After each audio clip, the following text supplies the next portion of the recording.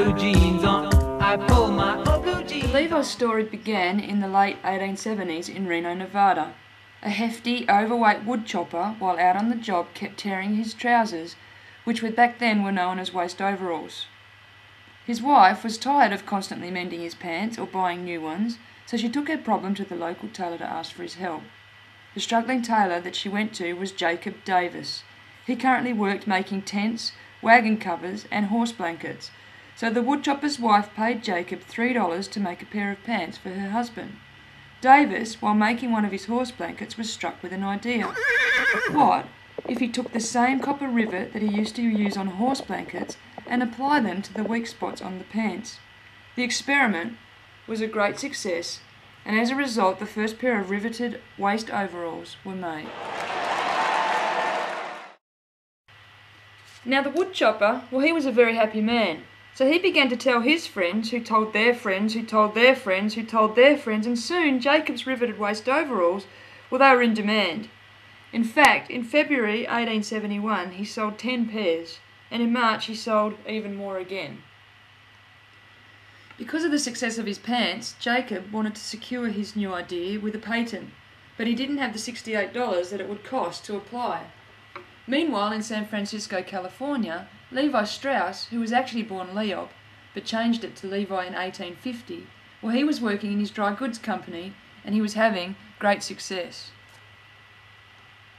So Jacob Davis decided that he would write to Levi. He placed a letter and 2 pairs of his riveted waist overalls into a package and mailed it to Levi, suggesting that they go halves in the project.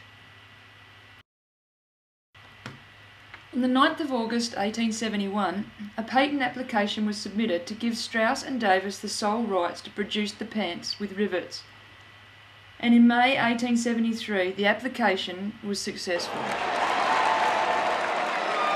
So Jacob Davis moved to San Francisco to join Levi Strauss, and together they began to produce the new product.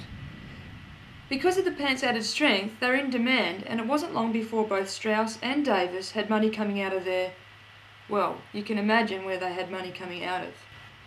The company continued to grow, and clever marketing and branding techniques helped to keep them to be known as the leading retailer in their field.